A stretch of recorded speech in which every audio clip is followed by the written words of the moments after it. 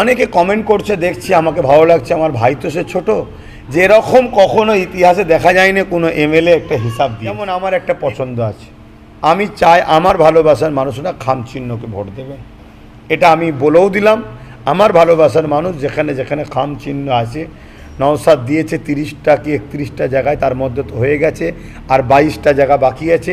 এই 22টা জায়গায় 29 তারিখে ভোট আছে, আপনারা খামচিহ্নে ভোট দেবেন, এটুকু আমি অনুরোধ করব। নওশাদ যেটা যেটা চেয়েছিল সেটা থেকে হাফ হয়তো করেছে, হাফ করে দেয়নি, ঝুলিয়ে ঝুলিয়ে। কেন করে দিলে তো নওশাদের আরও নাম বেড়ে যাবে।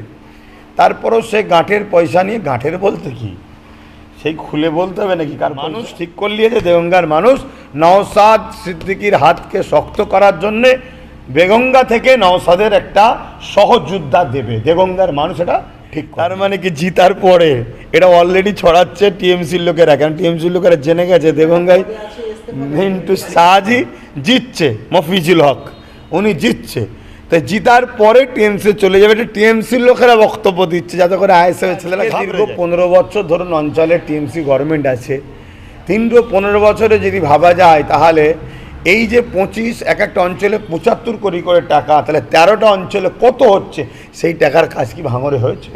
এটা তো ভাবা দরকার। মানুষের কাছে আশা রাখবো নওশাদকে মানুষ আগামী দিন আরও সুযোগ সুবিধা দেবে, যাতে মানুষের হয়ে আরও কাজ করতে পারে।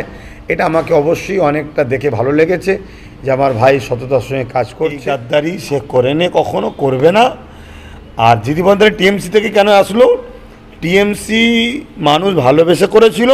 টিএমসি আজকে সমাজের দুশ্মন, সংবিধানের দুশ্মন, বিজেপির এজেন্ট। ভিখারির বাচ্চা এখন সে তো নিজেই বলছে আমি ভিখারির বাচ্চা, তাহলে এখন সে তাহলে ভিখারি বাচ্চা। তার কথা সব ভণ্ড ফেতনাবাজ থেকে মানুষকে সতর্ক থাকা দরকার, নচেত এরা আগামী দিন জাতি সমাজের আরও বড় ক্ষতি করে ফেলবে। নওশাদ সিদ্দিকী ভাঙড়ে উন্নয়ন করেনি, কিন্তু কালকে নওশাদ ভাইজান এক ভাঙড়ের প্রোগ্রাম থেকে জনসভা থেকে বললো যে নিজের ঘাঁটি থেকে যেটা বলেছিল 1,37,00,000 টাকা উন্নয়ন করেছে নিজের ঘাঁটি থেকে, ফুলপুরা থেকে নিয়ে। কি বলবেন?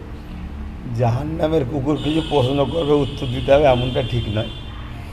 তা নওশাদ যেটা করেছে এটা আমিও খুশি হয়েছি, তবে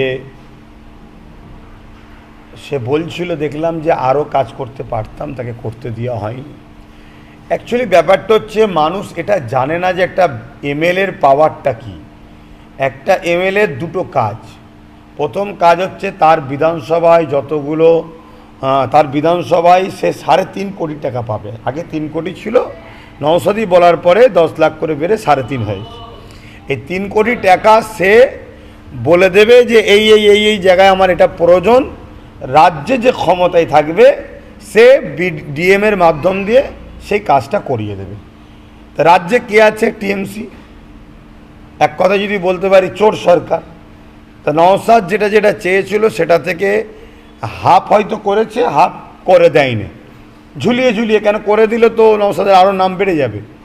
তারপরেও সে গাঁঠের পয়সা নিয়ে, গাঁঠের বলতে কি সেই খুলে বলতে হবে নাকি কার পয়সা, তো যাই হোক, তা সেটা ও নিয়ে গিয়ে বা ও যতটুকু এমএলএ টাকা পায় সেগুলোকে না নিয়ে সম্পূর্ণ টাকাটা সেখানে দিয়ে ও কি করেছে, বাকি পূরণ করেছে, আরও 6,000 টাকা দেখছিলাম বেশি দিয়েছে। তো যাই হোক, অনেকে কমেন্ট করছে, দেখছি, আমাকে ভালো লাগছে। আমার ভাই তো সে ছোট, যে এরকম কখনো ইতিহাসে দেখা যায়নি কোনো এমএলএ একটা হিসাব দিয়েছে। দ্বিতীয় নম্বর কথা, অঞ্চল কিন্তু নওশাদের হাতে নাই, করতেই দেয়নি ভোট। আজকে যদি ভাঙড়ের মানুষ অঞ্চলটা নওশাদকে দিত হয়তো, করতে দেয়নি, তাহলে কিন্তু পার অঞ্চলে পার বছরে 5 কোটি করে, সব থেকে কম 10 কোটি মধ্যে আসে, সবচেয়ে বেশি 25 কোটি ধরছি গড় রাউন্ডে। তাহলে পুরো ভাঙড়ে 13টা অঞ্চল ধরা হতো, তাহলে আরও কিন্তু বিশাল কিছু কাজ হতো। তারও হিসাবটা কিন্তু নওশাদ সিদ্দিকী দিয়ে দিত, আমার এই অঞ্চলে এতটুকু কাজ হয়েছে, এই অঞ্চলে এত কাজ হয়েছে। কিন্তু আজকে দীর্ঘ 15 বছর ধরুন অঞ্চলে টিএমসি গভর্নমেন্ট আছে, 15 বছরে যদি ভাবা যায় তাহলে এই যে 25 এক একটা অঞ্চলে 75 কোটি করে টাকা, তাহলে 13টা অঞ্চলে কত হচ্ছে, সেই টাকার কাজ কি ভাঙরে হয়েছে? এটা তো ভাবা দরকার। তো যাক, আগামী দিন নওশাদ আরও ভালোভাবে কাজ করুক মানুষের সততার সাথে। এটা দোয়া যেমন করব, ওর পিছনে গার্ডও দেবো, শিখাবো, বলবো এবং মানুষের কাছে আশা রাখবো নওশাদকে মানুষকে মানুষ আগামী দিন আরও সুযোগ সুবিধা দেবে যাতে মানুষের হয়ে আরও কাজ করতে পারে। এটা আমাকে অবশ্যই অনেকটা দেখে ভালো লেগেছে যে আমার ভাই সততার সঙ্গে কাজ করছে। আরও সততা যাতে থাকে তার জন্য আরও প্রস্তুত নিতে হবে নওশাদকে। কাশেম সিদ্দিক বলছে যে পঞ্চায়েত ভোটের সময় বোম মজুত করেছিল, যে বাড়ির মানে ছাদের টিন ছিল, কিন্তু ভিডিওয় দেখলাম তখন টিন ছিল না, যখন আপনার বাড়িতে বোম মজুত ছিল। কী বলবেন? দেখুন, আমি বলেছি ও টিএমসির নেতা কাসেম, সে এখন টিএমসির মিথ্যা ভাইরাসে আক্রান্ত হয়েছে। সে চরমভাবে মিথ্যা কথা বলছে। এটা সম্পূর্ণ টিএমসির একটা ভাইরাস তাকে লেগেছে, সেই ভাইরাসের এটা প্রতিফলন হচ্ছে। এবং তার বিষয়ে আমি গতকালকেই বলেছি, টোটাল সম্পর্ক বিচ্ছেদ করে দিয়েছি। অতএব এর চেয়ে বেশি তার বিষয়ে কিছু বলতে চাই না। আর যেটা আপনারা বললেন এটা অতি সত্য কথা। আমি যখন পঞ্চায়েতে ঝামেলা হয়েছিল সেই ভিডিও ফুটেজ দেখছিলাম, পুলিশ যেভাবে আমার বাড়িতে ঢিল ছুটছিল, আমার বাড়িতে পাথর মেরে মেহমানখানার কাঁচগুলো ভাঙছিল, তাতে দেখা যাচ্ছে আমার বাড়ির তখন টিনের সেট তৈরি হয়নি। টিনের সেট এই তো রিসেন্ট হলো, 1 বছর হয়েছে কি সন্ধ্যাতে, যাই হোক অত আমার খেয়াল নেই, অনেক কাজে ব্যস্ত থাকি। তবে আমি এতটুকুই বলবো, ও টিএমসি যে মিথ্যা সাগরে ডুবে আছে সেই ভাইরাসে অ্যাটাক হয়ে গেছে। শওকত মোল্লা বলছে নওশাদ সিদ্দিকীর থেকে একটা কি আর ওদের প্রশ্ন করছেন, অন্য নেক্সট প্রশ্ন করুন, অন্য দেগঙ্গা থেকে একটা কথা শুনতে পাওয়া যাচ্ছে কিছু কিছু মানুষের মুখ থেকে, যে দেগঙ্গা প্রার্থী জেতার পরে টিএমসিতে চলে যেতে পারে। তার মানে কি জিতার পরে? এটা অলরেডি ছড়াচ্ছে টিএমসির লোকেরা, কারণ টিএমসির লোকেরা জেনে গেছে দেগঙ্গায় মিন্টু শাহজি জিতছে, মফিজুল হক উনি জিতছে, তাই জিতার পরে টিএমসি চলে যাবে। এটা টিএমসির লোকেরা বক্তব্য দিচ্ছে যাতে করে আইএসএফের ছেলেরা ঘাবড়ে যায়, কিন্তু আইএসএফের ছেলেরা খুব ভালোভাবে জানে মফিজুল হক শাহজি, মিন্টু শাহজি সব কিছু কথার বলার পরে লাস্টে আমার হাতে হাত দিয়েছে। আর আমি এই কথাটাই জিজ্ঞেস করেছি, ভাই হায়াত মত বিশ্বাস করেন তো? কোনো দিন যেন কোনো ভুল না হয়। বলেছে ভাই এই শেষ। অতএব মনে করি এই গাদ্দারি সে করেনি, কখনো করবে না। আর দিদিবন্ধের টিএমসি থেকে কেন আসলো? টিএমসি মানুষ ভালোবেসে করেছিল। টিএমসি আজকে সমাজের দুশ্মন, সংবিধানের দুশ্মন, বিজেপির এজেন্ট।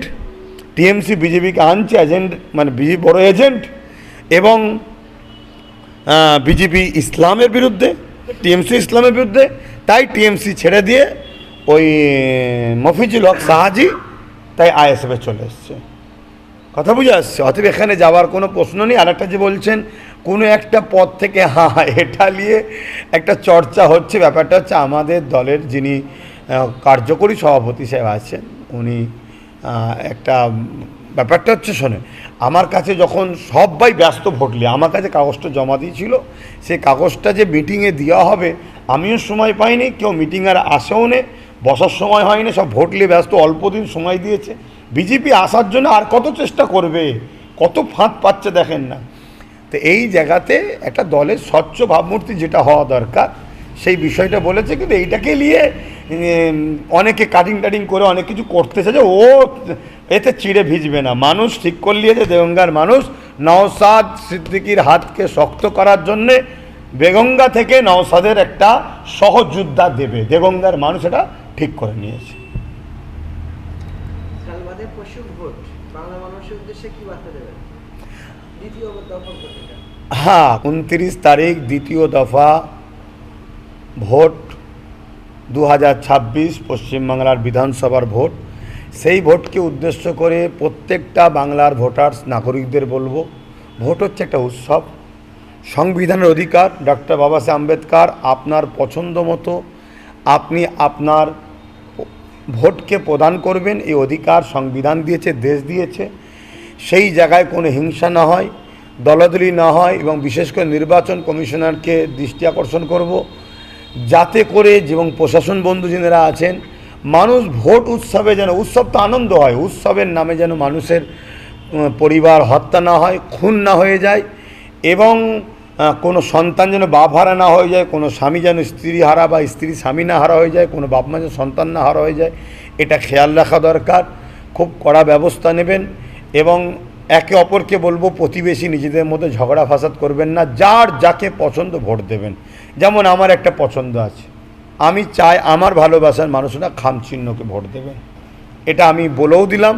আমার ভালোবাসার মানুষ যেখানে যেখানে খামচিহ্ন আছে, নওশাদ দিয়েছে 30টা কি 31টা জায়গায়, তার মধ্যে তো হয়ে গেছে, আর 22টা জায়গা বাকি আছে। এই 22টা জায়গায় 29 তারিখে ভোট আছে, আপনারা খামচিহ্নে ভোট দেবেন, এটুকু আমি অনুরোধ করব। বাকি যার যেটা পছন্দ আছে করবে, কিন্তু ভোটকে উৎসবকে কেন্দ্র করে কোনো রকম দাঙ্গা ফাসাদ জুলুম মারপিট যেন না করে ফেলে, এটা যেন কোনো জায়গায় না হয়, এটা প্রত্যেকটা নাগরিকের কাছে একটা নাগরিক হিসাবে আশা রাখছি। স্টেজ থেকে একটা বক্তব্য দিচ্ছে যে রাজ্য সরকার অর্থাৎ টিএমসি সরকারকে যারা সাপোর্ট করবে না বা সংসার করবে না, একটা কটূক্ত ভাষায় বলছে, সাপোর্ট করবে না বা রাজ্য সরকারকে যারা নিতে চাইবে না, তারা যদি মানুষের বাচ্চা হয়, সেরকম যদি মানে সতেজ মানুষের বাচ্চা হয়, তাহলে আমরা স্টেজ করে দিচ্ছি। সেই স্টেজে দাঁড়িয়ে তার মেয়ে, তার বউ এবং সে এসে বলুক যে এই যে আমার মেয়ে রূপশ্রীর টাকা ফেরত দিলাম, কন্যাশ্রীর টাকা ফেরত দিলাম, কৃষক বন্ধুর টাকা ফেরত দিলাম, তাহলেই হবে সে প্রকৃত কাপুরুষ থেকে ভালো পুরুষ হবে। তার এ বিষয়ে আপনি কি বলতে চাইবেন? জানি না কে বলেছে, হাইসে ছিটেল পাগল, মানে পুরো তার কাটা, আর না রাজনীতি সম্বন্ধে তার অভিজ্ঞতা নেই। সরকার দেয় না, দেশ দেয়। একটা পরিবারের, দেশের বা রাজ্যের একটা গার্জেন থাকে, মানুষ যাকে চায় তাকে 5 বছরের জন্য চালাবার সুযোগ দেয়। সরকার গাঁটের পয়সায় ঘরের পয়সাতে ঘরের টাকা থেকে দেয় না, জনগণের ট্যাক্সের টাকা যেটা দেশের সম্পদ, সেই দেশের সম্পদ থেকে মানুষকে বিভিন্ন প্রকল্প তৈরি করে দেওয়া হয়। অতএব যে বা এই কথা বলেছে তার সম্বন্ধে আমি দুটো জিনিস মনে করি, হয় সে তার কাটা পুরু, আর নচেত তার রাজনীতি সম্বন্ধে কোনো জ্ঞান নেই, আর নচেত সামনে যে পাবলিকগুলো বসে আছে ওইগুলোকে মনে করছে কোনো সব মূর্খ, তাই গুল দিয়ে কোনো রকমভাবে টিএমসির কোলে রাখার হয়তো চেষ্টা করছে। এছাড়া অন্য কিছু কারণ হতে পারে না, কেন ওর জানা নাই, ওই মূর্খ পাগলের, যে সরকার যেটা দিচ্ছে তার থেকে বড় হচ্ছে জনগণ। জনগণ ভোট দেয় বলে সরকার ওখানে যায়, জনগণের ভোটে জিতে সরকার যে ফেসিলিটি পায়, নেতারা যে সুযোগ সুবিধা পায়, যেভাবে ভিআইপি জীবনযাপন করে, এটা জনগণের অবদান, জনগণ তাদেরকে দেয়। তাই অতএব জনগণকে সরকার কিছু দেয় না, জনগণের ট্যাক্সের টাকা দেশে জমে, সেই ট্যাক্সের টাকা থেকেই কেউ বাটোয়ারা বন্টন করার জন্যে জনগণ কাউকে দায়িত্ব দেয়, এই দায়িত্ব ভারটা সে পায়, ব্যাস এতটুকুই। সেই ব্যক্তি এক সময় বলেছিল যে রাজনৈতিক নেতারা ভিখারির বাচ্চা, ভিক করতে যায়। আপনি এখন কি বলবেন? সেই ব্যক্তি এখন আবার প্রার্থী হলো ভিখারির বাচ্চা। এখন সে তো নিজেই বলছে আমি ভিখারির বাচ্চা, তাহলে এখন সে তাহলে ভিখারি বাচ্চা তার কথাতে। সবচেয়ে বড় কথা কি জানেন, মানুষের নীতি এখন নেই। মানুষ সকালে এক বলে সন্ধ্যায় আর এক হয়ে যায়, এই হচ্ছে সমস্যা। আল্লাহ নবী বলেছেন আখিরি জামানায় সকালে কাফের, বিকালে মোমেন, বিকালে মোমেন তো সকালে কাফের। এদের নীতির কোনো ঠিক নেই। এরা সামান্য লোভ লালসায় নিজের নীতিকে জলাঞ্জলি দিয়ে বিসর্জন করে দিয়ে শেষ করে দিয়ে আজকে দলদাস হয়ে মানে কি বলে, মানুষকে লুটবো, চুরি করব, খাবো, মারবো, পিটবো, এই ধরনের চিন্তাধারায় চলে গেছে। দুঃখজনক। এইসব ভণ্ড ফেতনাবাজ থেকে মানুষকে সতর্ক থাকা দরকার, নচেত এরা আগামী দিন জাতি সমাজের আরও বড় ক্ষতি করে ফেলবে।